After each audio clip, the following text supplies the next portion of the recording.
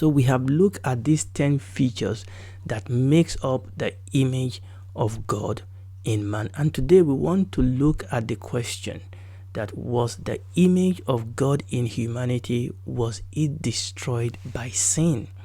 Okay, now I was contemplating, do we wait until we talk about the fall? But I thought this is a good place to just discuss it. So we've just discussed these 10 features that makes up the image of God in man. Then the question today is, in the fall, was this image of God in man, was it destroyed? Was it eradicated? In other words, we can ask ourselves, the sinners, does sinners still bear the image of God? And if they do, in what way? In what way is it different from when God created Adam and Eve in the first instance? I think to help us, I think it would be nice for us to just look at the 10 features that we went through before. Human, our capacity to speak, to write, to be creative, our gift of reasoning, our free capacity to make rational choices, our ability to choose between right and wrong, the fact that humanity possesses conscience and can experience heartfelt emotion, the capacity, the unique capacity that humanity has to worship, that inherent religious inclination and desire to worship, and finally the fact that humanity possesses an immortal soul. So these were the 10 features that we went through that makes up the image of God in man. Now, for us to answer the question that we have posed, remember the question we are asking ourselves: what happened to the image of God in the fall? Now, I know we've not really come to talk about the fall, but now that we've talked about the image of God in man, this is as good a time to talk about this question. What happened to that image of God in man in the fall? Did sin eradicate? Did sin eradicate the image of God in humanity? Does sinners today, do they still bear the image of God? And if they do, in what way has it changed? In what way is it different from the image of God as Adam and Eve experience or bear it? Let's read Genesis chapter 1 again, verses 26 to 27. And God said, "Let us make man in our image, after our likeness, and let them have dominion over the fish of the sea, and over the fowl of the air, and over the cattle, and over all the earth, and over every creeping thing that creepeth upon the earth." So God created man in his own image. In the image of God created he him, male and female created he them. Now, that is when God said, "Let us create man in our image." So for us to answer the question we posted at the beginning of this teaching, we are going to look at some number of way to answer it. The first thing we need to look at in answering this question, remember the question, was the image of God in humanity destroyed by sin? Does the sinner still bear the image of God? And in what form, in what shape or fashion does sinner bear the image of God? So number one, when we read, where we've read in that Genesis chapter 1, verses 26 to 27, we will see that it is all mankind that was created in the image of God. The language that we read in Genesis chapter 1, verses 26 to 27, tend to suggest that God was not just referring to Adam and Eve when God said, "Let us create man, let us create humanity in our own image and after our own likeness." The sense of that verse, of those two verses, the sense is that God wants to create a group of people, a race of people, if we can call it that way, that God wants to create, just like he has created a set of animals, set of plants, set of fishes. The sense there is that God wants to create a new set of people. So the language there was give you the sense that God wanted a group of people called humanity, and God was going to create them in his own image and after his own likeness. So that is the first approach to that question, that God's desire in the first place is that all humanity will be created in the image of God and after his likeness. Number two, when we read through the scripture, you will see that the image of God does not actually refer to some sort of spiritual state that was totally lost at the time of man's fall. When you look through the scripture and when you look in Genesis chapter 1, you will see that when God said, let us create man in our own image and after our own likeness, the sense there is that God wants this to be an enduring nature of this group of people that are going to be called humanity. That this was not a form of perfection that humanity will lose by reason of one thing or another. I mean, we will see that God was aware that man was going to fall, okay? God was aware that this was going to happen, okay? That man was going to fall. Indeed, if the image of God in humanity referred to a sinless or perfect state, then it will have been lost in the fall, and man will no longer be called the image of God. God knew man was going to be lost, but God wants this image of God in man, on humanity, to be something that is an enduring character, an enduring nature of humanity. Because the truth is that if it was possible for the image of God in man to be totally lost, why will God create man in an image that will require a spiritual perfection when God knew beforehand that man was going to sin and thereby lose that image? That was not the testimony of the scripture. The testimony of the scripture is that, number one, God created man in his own image to be an enduring nature of humanity. God knew that human was going to fall, but God also knew that is creating humanity to have this image of God in him and her as an enduring character. And we need to understand that humanity could not be sinner if he or she was still not in God's image. And I'm going to say a little bit of that as we go ahead. Sinning presupposes rationality and voluntary decision on the part of humanity. And you remember that we said that our capacity to make rational decision is actually part of the image of God in humanity. Okay, so let's move on now to number 3. We are looking at this question and we are approaching it from various angles. Remember our number 9 features when we went through these 9 features. That features where we said that man have this capacity and this inclination, this inherent religious inclination and desire to worship. Throughout history, we see humanity demonstrate the fact that they are God's image in their desire to want to worship.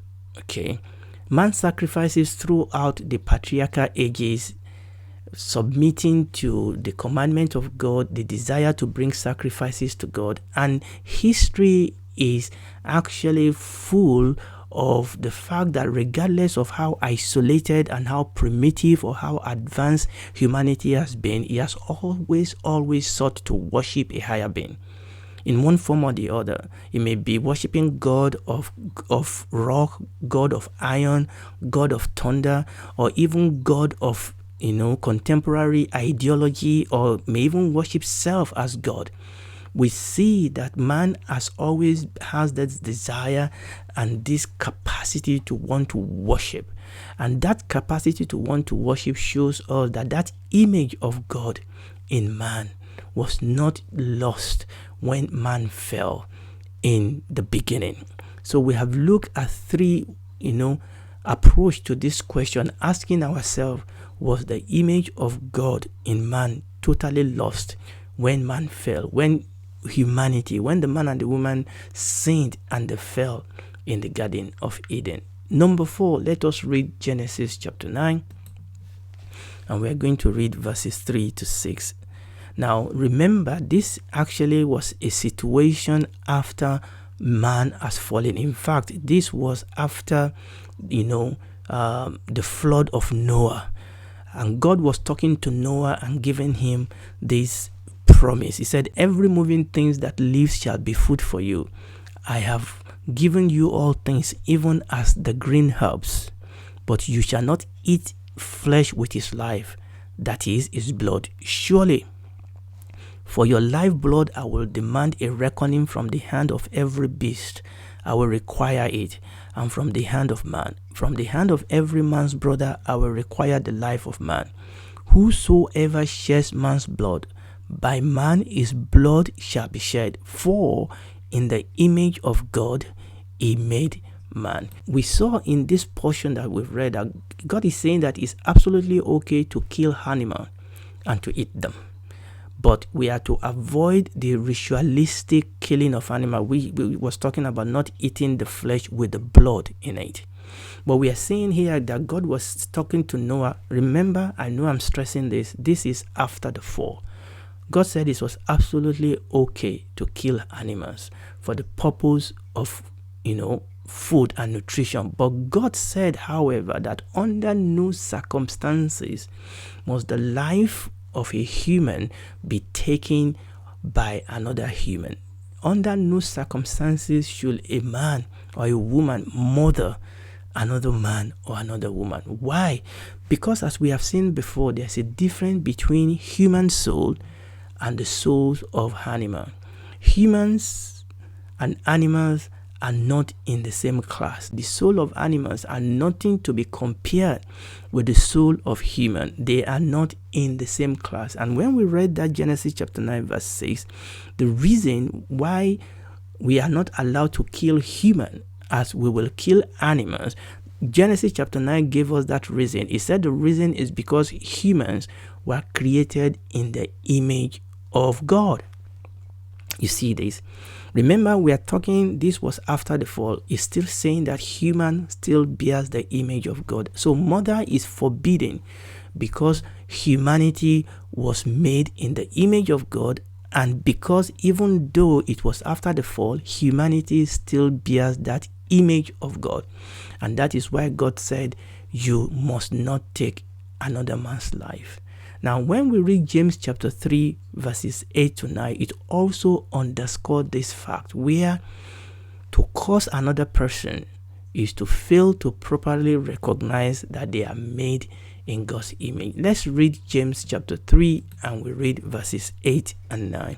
But no one can tame the human tongue. It is a restless, evil, undisciplined, unstable, full of deadly poison. With it we bless our Lord and Father, and with it we curse men who have been made in the likeness of God. I believe that is written from the Amplified Bible. You can see here that just like God told them in Genesis chapter 9 that you must not murder another human. Why? Because they are made in the image of God. Why can you kill an animal for food? It's because they are not made in the image of God. Even though animals have soul, even though animals have spirit that is a life force for them, they are not made in the image of God. They are not in the same class as human. But God said it is not the same with human. You cannot murder another human, another man, another woman, no matter their color, no matter their gender, no matter their shape and size, no matter from what part of the world they came from. They are precious because they are made in God's image. And that is why it is a sin, a great sin, a grievous sin, not only in the sight of God, but in the sight of the state of the world, for one human to take the life of another human, even if that human is a baby in the womb. And in the same sense, the Bible says that it is a sin, it is a grievous sin for you to curse another person. And that is what we read in James chapter 3, verses 8 and 9. Why it says that is sin, it was talking about it, is because that human, that man, that woman is made in the image of God. So concluding this, our fourth approach to our question, we must respect our fellow human, not on the ground of their color, not on the ground of their gender, but on this ground that to injure another human is to injure one who is made in the image of God. To sin against another human, either by murdering them or by slander, is reprovable on the ground of divine image being resident in that human. Praise the Lord. So we are looking at that question. What happened to the image of God in man when man sinned? We've gone through the content of this image. So what happened to that image when man and the woman sinned. Does sinners they bear the image of God in any form? And if yes, in what form? Now let's go on. We are going to read Psalm 8 verses 4 to 6. You remember Psalm 8 verses 4 to 6. What is man? The psalmist asks, that thou art mindful of him, and the Son of Man, that thou visited him. For thou hast made him a little lower than the angels, and thou hast crowned him with glory and honor. Thou madest him to have dominion over the works of your hand. Thou hast put all things under his feet. Now this is the psalmist actually asking this question. Where does the psalmist actually referring to when he said, what is man, that thou are mindful of him, that thou made all things? He said you put all things under his feet. The psalmist here was taking us back to where we were coming from. It was taking us back to Genesis chapter 1 verses 26 to 27. That God created man and God put everything under his feet. God created man in his own image and after his own likeness. The existing generation of man is still the same image. The psalmist that was years and years and years away from the fall was still referring back to the fact that every human, every man, every woman is created in God's image. And because of that, they are precious. They are precious. The image of God in us was not lost by the fall. Amen. Number 6. Number 6 is going to take us to the New Testament. So let's read 1 Corinthians chapter 11, and we are going to read verse 7. For a man indeed ought not to cover his head, for as much as he is the image and the glory of God, but the woman is the glory of the man. See what he said over there, that the man is the image of God. And we are in the New Testament now. James chapter 3 verses 8 to 9. But the tongue can no man tame. It is an unruly evil, full of deadly poison. Therewith bless we God, even the Father, and therewith curse we men, which are made in the similitude or in the image of God. You can see over there, yes, I know we've read the James before, but you can also see in that 1 Corinthians chapter 11, it said the man. We're talking about man, humanity as a race. The Bible says that we are created in the image of God. We are created in the image of God. So the New Testament definitely also support the truth that human were created in the image of God. But not only that image was not lost in the fall. Now let's read one more place and then we will stop for today. Let's read Acts chapter 17 verses 28 to 29. For in him, talking about in Christ, we live and move and have our being, as certain also of your own poet have said, for we are also his offspring. For as much then as we are the offspring of God, we ought not to think that the Godhead is like unto gold or silver or stone, graven by earth and man's devices. Now, this is very, very important. So we saw in that 1 Corinthians chapter 11 verse 7 and James chapter 3 verses 8 to 9, it clearly states that all humanity in their current state are made in the image of God. And when we read that Acts chapter 17 verses 28 to 29, and it's showing us that there is a sense in which all human are offspring of God. Why? Because we were all created by him. There's a sense in which by virtue of creation, we are all offspring of God, because God created each and every one of us in his own image and after his own likeness. Praise the Lord. I'm going to stop over there for today. We have considered 6 points that will help us to answer this question. Okay, was the image of God destroyed when men fell, when men sinned? And the answer to that is no.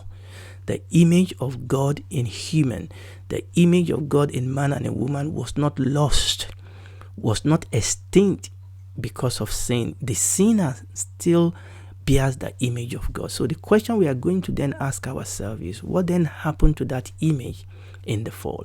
And when we come back next time, by the grace of God, we are going to look at that point. And let me talk to you, if you are listening to me.